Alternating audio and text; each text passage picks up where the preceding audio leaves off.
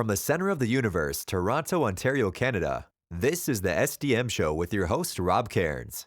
The SDM Show focuses on business, life, productivity, digital marketing, WordPress, and more.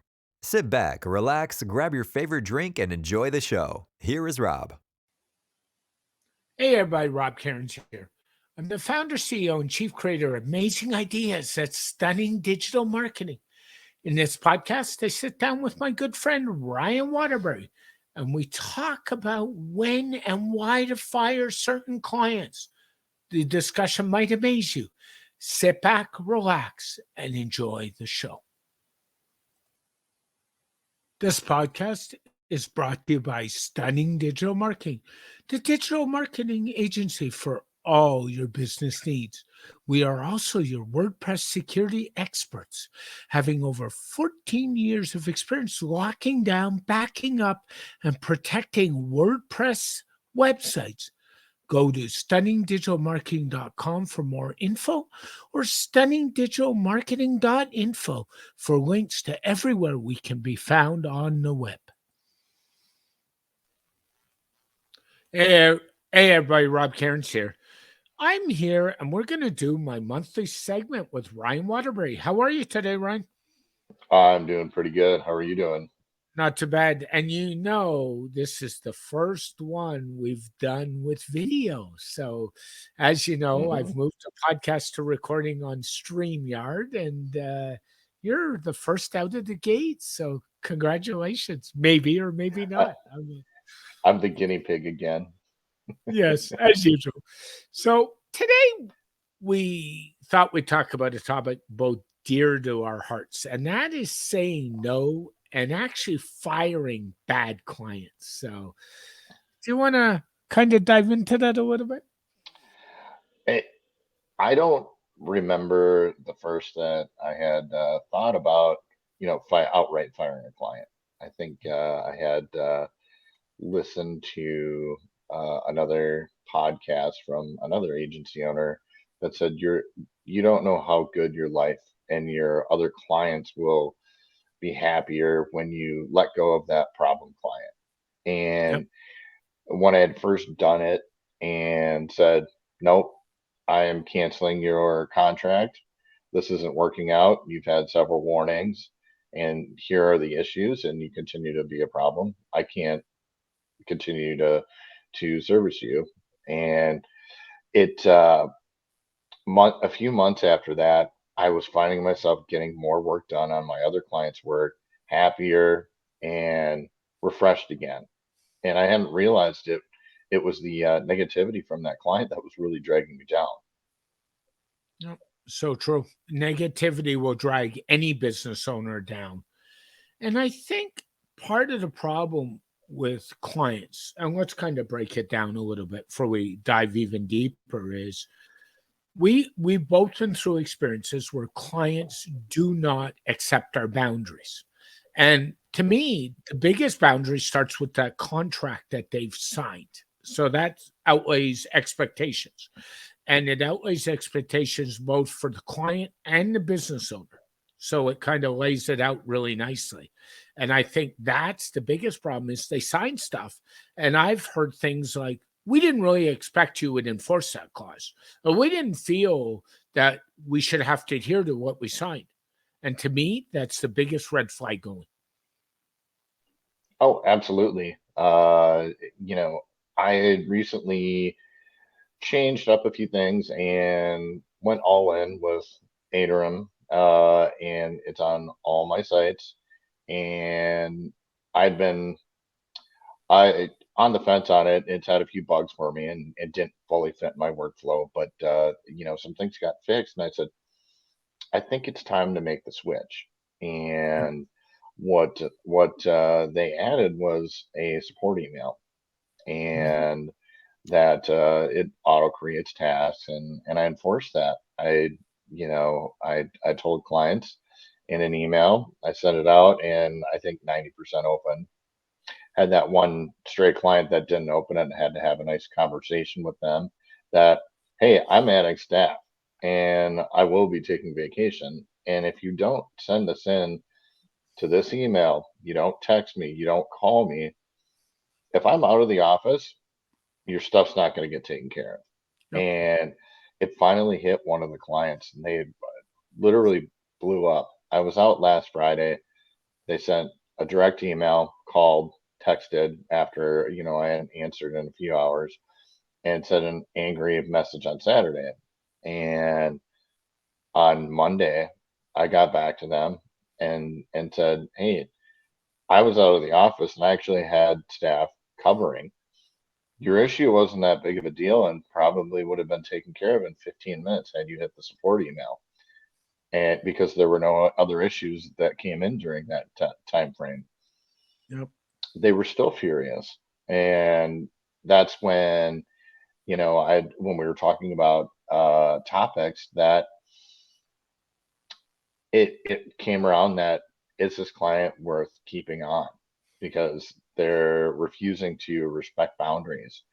And even in the general talk and how they deliver change requests is belittling and demeaning, and you don't have to put up with that. And I think we have to realize as agency owners that we should be treated just as well as we treat our clients. So true. And, to throw another situation out there, I went through a client recently where back in November, we signed a contract, they paid some money, we did some work, and then the delays started kicking in. It was delay, delay, delay, delay, delay. And they started missing dates. And I actually put two clauses I put in my contract is date expectations and morality clauses. And I think they're really important. Basically states if you swear at me, you mistreat me, you do this, this, this, your contract will be canceled without any refund towards any money. I do that quite regularly. And this client broke all the rules to the point they broke rules even more. And then they came back to me and said, "Oh, we'll pay you more money. We'll do some work." And then I got a text message on a Sunday morning at 6 a.m. saying we want a status on our project. Now, they've been told that my business hours are 8 a.m. to 6 p.m. Monday to Friday. And anything that's a non-emergency, and the only emergency in my books is if you're on a care plan and you have a security contract, then those site downs get done after hours. Everything else waits. And they wanted a status now. I ignored them. And I ignored the text that came in midday on the Sunday and Sunday evening. I finally sent an email Monday morning that said, "You can't do this because you're breaking the boundaries." And ironically, I had just emailed out all my clients reinforcing the 8 till 6 p.m. policy Monday to Friday. So they and they opened it. So they deliberately ignored that. "Oh, yeah, we're sorry." So what happens that Friday, which is the Friday before Easter, known as Good Friday, which in Canada is a statutory holiday? They start texting me again, and I just wash my hands of them. And it became, if you can't accept boundaries, you're not worth the negativity. You're not worth the work. It's very simple. Right? Oh, that's so true. And I think in talking with you, talking with some of our other peers in our small group, and um, you know, and in some of the industry specific groups, hearing some of the horror stories, I quickly started adding some things to my contracts and just Yeah. my general terms and conditions Yeah. as a CYA. And I had one client that emailed me because I emailed them when I update my terms and conditions, and just so they can look at it and be aware that some things have changed, because I try and be transparent like that. One client emailed me and was just, and he's a great client. Um, Emails exactly when he's supposed to, expect service, 9 to 5. He's like, "Did I do something wrong?" And I said, "No, I'm just spelling out some things more specifically So there's no question on when support hours occur, and there's no ambiguity, and that we're all on the same page. And Yeah. he was greatly appreciative of, because it sparked him to update his own terms and conditions to have some of those same things in his contract. So Yeah. I've learned from other people's mistakes, and prepared myself to do that. And when you're dealing with a problem client, like you said, there are two routes that you can go. You can raise the rate to make it worth your while, because that extra time that it takes just to weed through the bullshit of their emails to get to the core of the problem takes extra time. Mhm. But it also takes extra time because it for me it weighs on me, and I start thinking about it past when I work on it. So I don't work up to my potential on other work when I'm done with it. Yeah. So you can either raise the rate to make it worth your while, or raise the rate beyond that to make it not worth their while to continue working with you. Yeah. And that's certainly one route to go, versus outright canceling a contract. But um, something I had heard and read from a couple of agency owners was fire your worst client at the end of every year. And I was just kind of taken aback by that. And two things, people always say if you're not raising your rates, you're losing money every year. You should account for inflation. That one's kind of touchy, but the other one was look at your client list and see if it still fits your business and how you want to work. And it was kind of interesting where I really started taking, a harder look at that, and um, looking at my client list. And I have great clients, and um, but it took me a while where I've let go of some of those clients the past 2 years, and it was towards the end of the year in each instance that I had done that.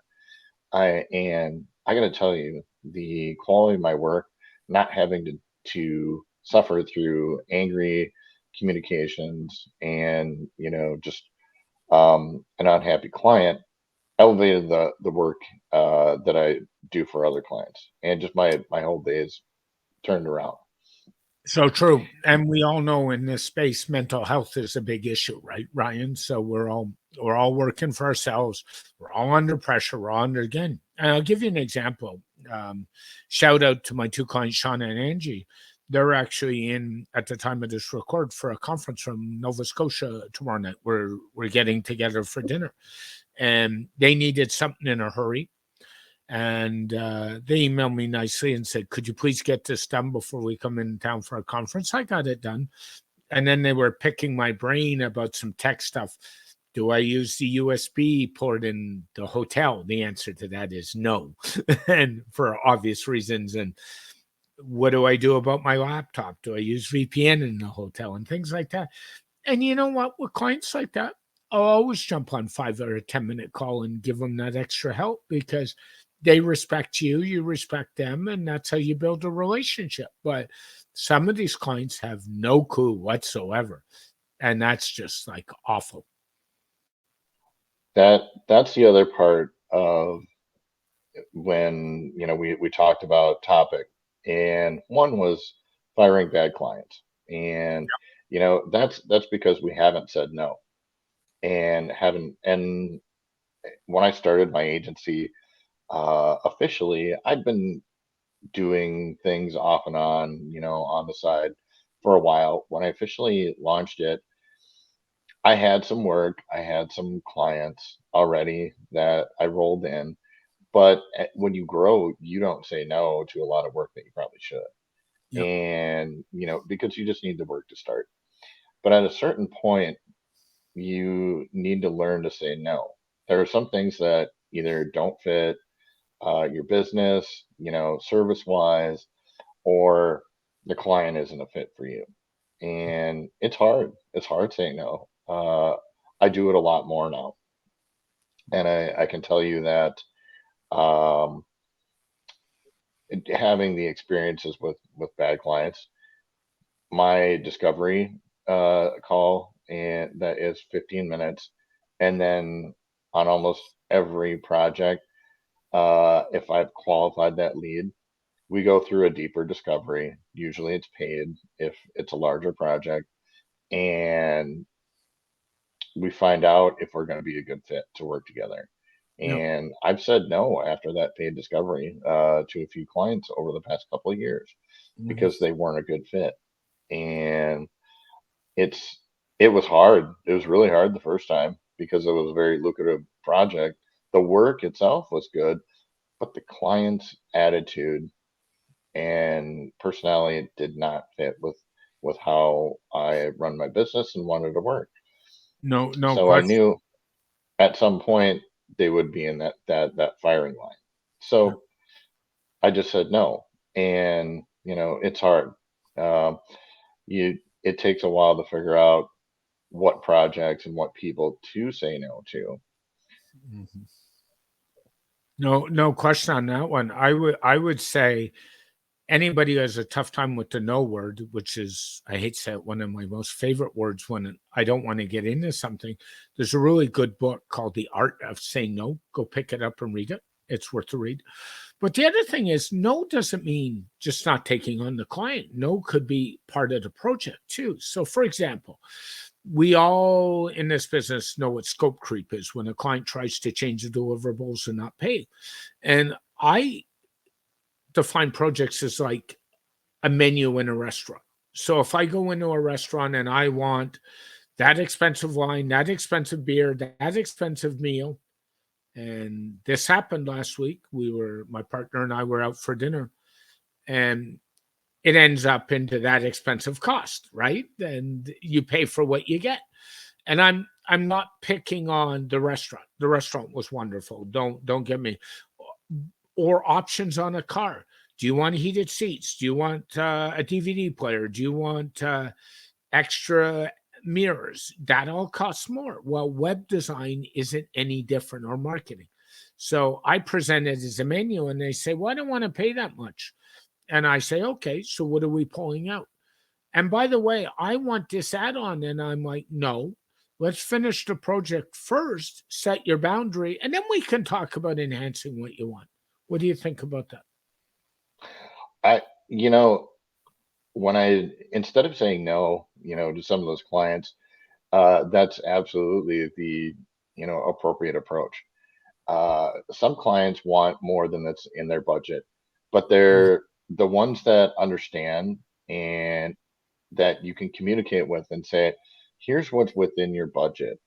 Yep. And they sit down and understand that and start to realize that they can start at a particular point, and you offer to work on that add-on as another part of the project later after you've launched. Um, Clients that are amenable to terms like that and abide by those terms aren't bad clients. You don't necessarily have to say no. Um, One of the clients I do say no to now are the ones that want the Ferrari for a Chevy budget. Yep. And, you know, the clients that have bigger budgets, I find, and are willing to pay for quality work are less trouble. I agree. And yeah, I've heard that multiple times, and in every instance, it's the tire kickers and the low budget clients that have been the most problematic. And um, I have never found that to be disproven. And to this day, I thought I would, but nope, it's that's always the case. No, I would agree. The ones that want to pay the money are usually the ones that just say, "Go to it, come back to me." They don't argue, they don't complain. They understand the value of what they're getting. The tire kickers and the low budget clients are the ones who think they're the same ones that walk into a dollar store and say, "Why can't I get the $100 item?" Well, it's just not the way it is, right? One of the things I try to do when I say to a client, it's not a good fit, and twice in the last year I haven't, just because the conversation went south so quickly. I will actually recommend to that client somebody else they can call sometimes. So if it's a client where it's just not the right fit due to personality or other things, I'll actually say to them, you know, you can call this person. Um, I've had clients come back to me on price, and I got to tell you, when they come back to me after they've told me to go away, it usually gets pretty expensive. And you're laughing because you know where this goes, don't you? I affectionately call that the Rob rate. It's true. And yeah, when yeah, I have a problem referring clients that are just so bad. Like you said, I, you know, I don't want to refer them to people No. that I know that are good. But I do have a couple of other agencies locally that um, our niches are different. And I recently went to a horizontal niche versus a vertical. So Yep. more wider businesses, but tighter service offering. And I did that, from my experience in 2020 when I was too deep into one vertical that got slashed. Mhm. Um, but I still have, some local colleagues that we refer work to each other when it's not a good fit. And, one of my local colleagues has more staff than I do. And so he'll take on some of these lower budget clients, and he's got a lot of templated options that work for some of these clients. And when you've got a junior dev that isn't billing quite the same rate, that's different, and they can handle that work Yep. where that really doesn't fit into my model. Um, but the nightmare clients, sometimes it's just best to say no. But Yep. if you can refer out, I think those clients appreciate that as well. Yep. I agree with you, and I'll give you and you can say no even when they haven't become when they're no longer a client too. And we should talk about that. So I had a client who I was doing work for an author promoting a book. And they decided they were going to cancel the contract. And they didn't meet their cancellation policy, but I made a decision just to kind of get out of it and then say, I'm done. And then 2 weeks later, they actually came back to me and said, could you provide us with all kinds of statistics from our social media accounts? And the first words out of my mouth were, no. And they said, why not? We already paid you for work. I said, you canceled this contract 2 weeks ago. You're on your own. You've got access to all the accounts. Go pull your own. Oh, but that's not fair. Yeah, it is fair. They canceled the contract and then they wanted stuff for free. And it's like, no, no, no. And you just got to honestly use that sometimes because they don't like to hear it, right? Oh yeah, that's absolutely true. Um, one thing that I found, and you and I have talked about this client uh, at length, is you get a client that starts out good, and we've all had this situation where uh, something happens where they hire someone or staff changes at the Oh, organization, yeah. and all of a sudden things are different, and um, the relationship starts becoming difficult because you're no longer dealing with the same client, Yep. and it that's another situation where it's unfortunate when you have a good client that goes south because they had a staff change. And, you know, I let one go when um, a really good client, multiple sites, a couple of sub businesses, under contract, and he hired an employee. Yep. And that employee had a chip on his shoulder about not having access to certain things, kept breaking things, using up their marketing budget to fix things, Mhm. and things were starting to go south. So first, I canceled the marketing contract. I said, okay. I can't, you're not seeing results because of these things. And, documented in the reporting. I said, anything that needs to be fixed after this is going to be at cost. And I started enforcing my contract. Well, they didn't like that. So eventually it got to the point where I handed them a backup and I said, you have 30 days to find a new provider because I can no longer service your account. And it's unfortunate that you have to end some things like that. But when staff changes and they refuse to work with you, sometimes that's the right decision No, for everyone. no kidding. It sure is. That said, I think generally you and I have pretty good clients as a whole. I mean, I know we're talking about the negativity side of the business and how to handle it, but I would say, like, I'm pretty lucky. I've got over 300 security clients, and most of them are wonderful. Like, I want to make that clear. Like, this is just a discussion on how to handle that tough side of the business that nobody wants to talk about, right, Ryan? Oh, absolutely. And, I think we've gotten to our good clients because we've gone through all the experiences of having those few, and it's been few. I think we're almost half an hour into talking about how to deal with bad clients and saying no. But it only takes a couple to really make a difference. And the rest are great. I have absolutely no qualms about asking any of my other clients for referrals, for reviews, for recommendations.